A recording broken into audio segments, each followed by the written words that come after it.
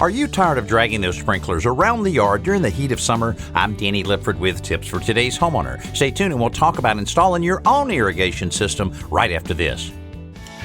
Here at Today's Homeowner, we strive to deliver the most trusted, practical information you need to keep your home looking and running great. That's why we want to hear from you through our listener survey. Whether you'd like to suggest a topic, have a segment idea, or want to let us know how we can improve, we want to hear from you.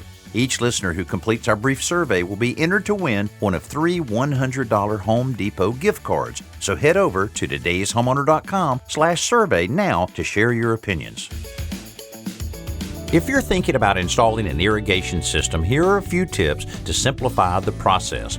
First, rent a gas-powered trencher. It saves time and sore muscles. Then lay out the PVC pipe on the ground and dry fit everything before you glue it together.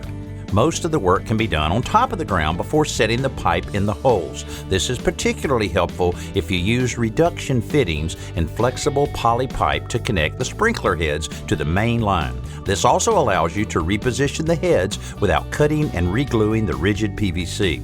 As you work, be sure to keep dirt and debris out of the pipe because it will clog your sprinkler heads. And finally, pick up a pair of PVC pipe cutters. They're much easier to operate than a saw, especially when trying to cut inside those trenches. I'm Danny Lipford with tips for today's homeowner.